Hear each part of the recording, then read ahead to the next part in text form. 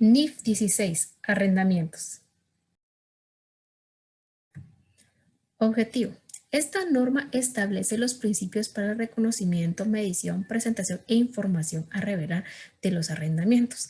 Además, se asegura de que los arrendatarios y arrendadores proporcionen información relevante de forma que representen fielmente esas transacciones.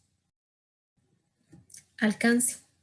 Una entidad aplicará esta norma a todos los arrendamientos, excepto en acuerdos de arrendamiento para la explotación o uso de minerales, activos biológicos dentro del alcance de la NIC 41, acuerdos de concesión de servicios dentro del alcance de la CINIF 12, licencias de propiedad intelectual concedidas por un arrendador dentro del alcance de la NIF 15, derechos mantenidos por un arrendatario bajo acuerdos de licencia que estén dentro del alcance de la NIC 38.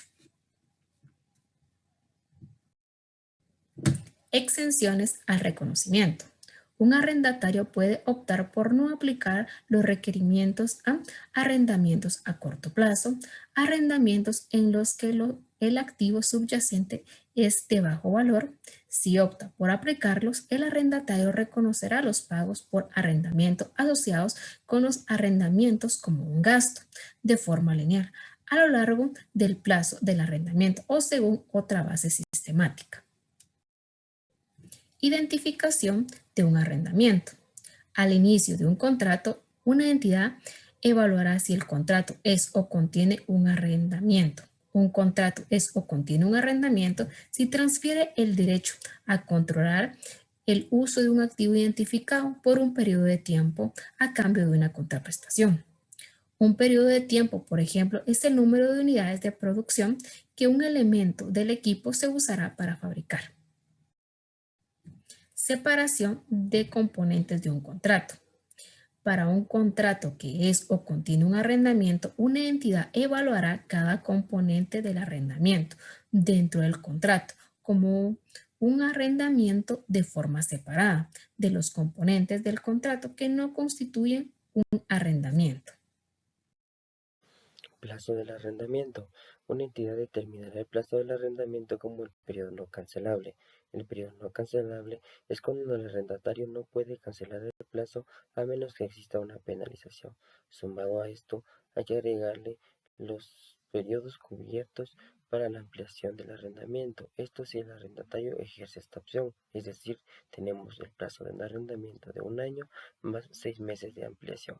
Así también los periodos cubiertos del periodo de la terminación del contrato del arrendamiento. Es decir, si el arrendatario ejerce esta opción, su plazo de terminación sería de 1 año y 6 meses, tomando en cuenta que el periodo no cancelable es de 1 año.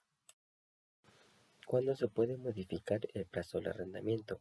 Una entidad puede modificar el plazo del arrendamiento cuando existan cambios durante el periodo no cancelable, tomando en cuenta las siguientes. Cuando ejerce una opción no incluida anteriormente en el plazo del arrendamiento, cuando el arrendamiento no ejerce una opción que esté incluida durante el plazo del arrendamiento, o cuando surja una obligación del arrendatario durante una opción no incluida durante el plazo del arrendamiento, y si existe una prohibición al arrendatario de algo que sí lo indicaba el plazo del arrendamiento. Reconocimiento. Un arrendatario reconocerá un activo por derecho de uso y un pasivo por arrendamiento.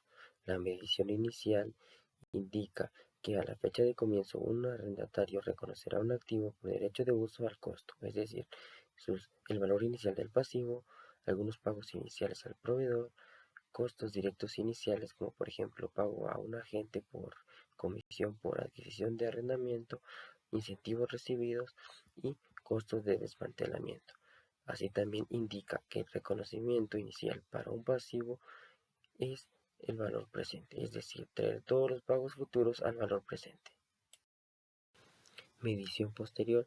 Después de la fecha de comienzo, la medición posterior de un activo se medirá por el modelo del costo menos la depreciación acumulada y las pérdidas acumuladas por el deterioro de valor.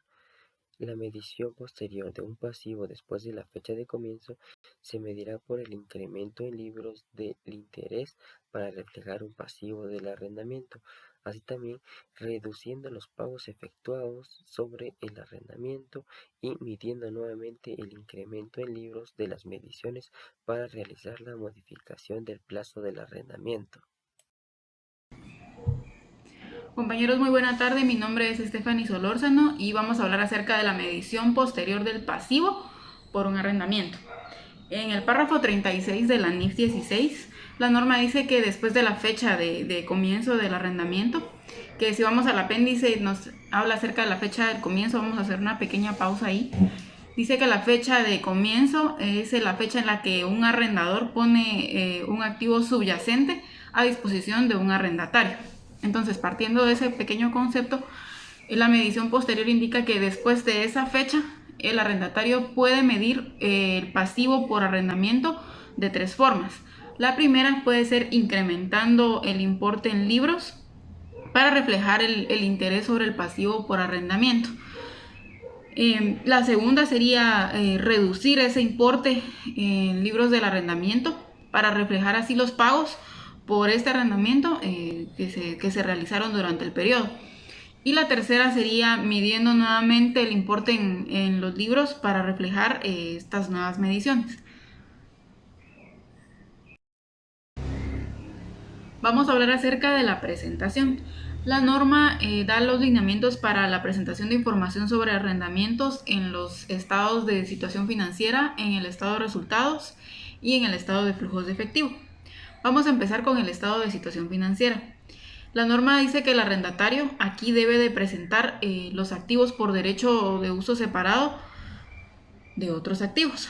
Entonces, si el arrendatario no presenta los activos por derecho de uso separado de los otros activos, entonces tiene dos opciones a seguir. La primera sería incluir los activos por derecho de uso dentro de la misma partida de los estados financieros que le hubiera correspondido a los activos subyacentes, como si estos hubieran pertenecido a la entidad, es decir, los va a reflejar en el estado de situación financiera dentro de una partida como si fueran propios, no arrendados.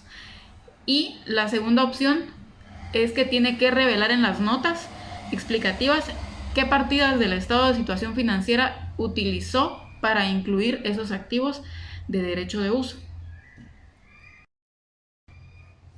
Y con los pasivos va a suceder lo mismo. Los pasivos por arrendamiento van separados de los otros pasivos. Y si el arrendatario no presenta de forma separada en el estado de situación financiera los pasivos por arrendamiento separados, entonces tiene que revelar en las notas también explicativas qué partidas del estado de situación financiera utilizó para incluir estos pasivos. En el estado de resultados del periodo y el otro resultado integral, el arrendatario debe de presentar el gasto por intereses por el pasivo que generó este arrendamiento de forma separada del cargo por depreciación del activo por derecho de uso. El gasto por intereses al que se refiere la norma es a un componente de los costos financieros que por finalidades de cumplir los requerimientos de la norma 1, presentación de estados financieros, se tiene que presentar por separado en el estado de resultados del periodo y en otro resultado integral. Para finalizar con el tema de la presentación, vamos a hablar acerca de la información a revelar en el estado de flujo de efectivo. Aquí existen formas para clasificar los pagos que se realizan durante el periodo por el arrendamiento que se adquirió. Una de estas formas es, por ejemplo, los pagos en efectivo por la parte del principal del pasivo por arrendamiento. Estos pagos van a ir en las actividades de financiación. Y los pagos en efectivo por parte de los intereses del pasivo por arrendamiento, también los pagos por arrendamiento a corto plazo, los pagos por arrendamiento de activos de bajo valor y los pagos por arrendamiento variables no incluidos en la medición son pagos que van a ir dentro de las actividades de operación del estado de flujo de efectivo. Para continuar con la exposición sobre la NIF 16, a mí me corresponde hablarles sobre arrendamiento financiero y arrendamiento operativo desde el punto de vista del arrendador. Como mencionaban mis compañeros anteriormente, el arrendador es la persona quien proporciona el derecho a usar un activo por un periodo de tiempo a cambio de una contraprestación. Reconocimiento y medición. Un arrendador reconocerá en su estado de situación financiera los activos que mantenga en arrendamientos financieros y los presentará como una partida por cobrar. En la medición inicial debemos considerar dos aspectos muy importantes, los cuales son la tasa de interés implícita y los costos directos iniciales. El arrendador usará la tasa de interés implícita en el arrendamiento para medir la inversión neta en el arrendamiento. Los costos directos iniciales se incluirán en la medición inicial de la inversión neta en el arrendamiento y reducirán el importe de los ingresos reconocidos a lo largo de la duración del arrendamiento. La medición inicial de los pagos por arrendamiento incluidos en la inversión neta en el arrendamiento comprende los pagos siguientes por el derecho a usar el activo durante el plazo de arrendamiento que no se reciba en la fecha de comienzo. A. Pagos fijos. Se excluyen los incentivos del arrendamiento por pagar. B. Pagos por arrendamientos variables. Dependen de un índice o una tasa en la fecha de comienzo. C. Cualquier garantía de valor residual proporcionada al arrendador por el arrendatario. D. El precio del ejercicio de una opción de compra que comprende si el arrendatario está razonablemente seguro de ejercer la opción de compra. Pagos por penalización. Esto se refiere si el plazo del arrendamiento refleja que el arrendatario ejercerá una opción para terminar el arrendamiento. La medición posterior.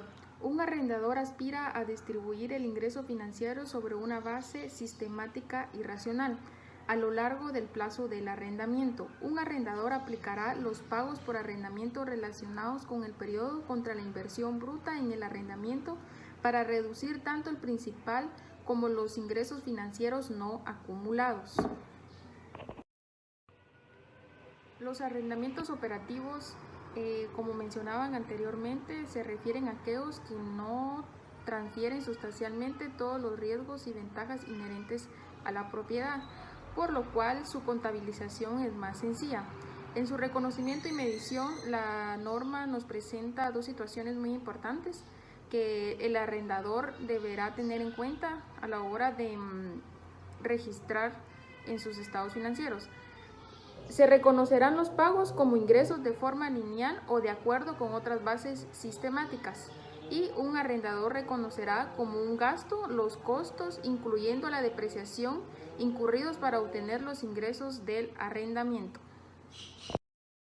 En un arrendamiento operativo, el arrendador va a presentar sus activos en el estado de situación financiera de acuerdo a su naturaleza. El arrendatario no solo debe tener el derecho legal de un activo subyacente, sino que también debe controlar el activo antes de que se transfiera al arrendador. En tal caso, esta transacción sería una venta con arrendamiento posterior. Para ello se deben cumplir los requisitos de las obligaciones de desempeño de la NIF 15. Si la transferencia califica como una venta y la transacción se realiza en términos de mercado, efectivamente el arrendatario divide el valor en libros del activo en un activo por derecho en uso que surge del arrendamiento y los derechos sobre el activo mencionado retenidos por el arrendador al final del arrendamiento posterior. El arrendatario reconoce una parte del total de la ganancia o pérdida en la venta.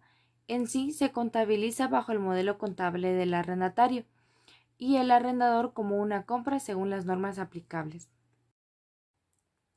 Si la transferencia no califica como una venta, las partes contabilizan una transacción de financiamiento. Esto quiere decir que el arrendatario continúa reconociendo un activo en su estado de situación financiera porque no ocurrió una venta y contabiliza el efectivo recibido por la venta y el arrendamiento como un pasivo financiero de acuerdo a la NIF 9. Por otra parte, el arrendador no ha comprado el activo, por tanto no puede reconocerlo en su estado de situación financiera. En cambio, contabiliza las cantidades pagadas al arrendatario como un activo financiero bajo la NIF 9. Muchas gracias por su atención y por acá les dejamos una frase. Permítete ser un principiante. Nadie comenzó siendo un auditor excelente.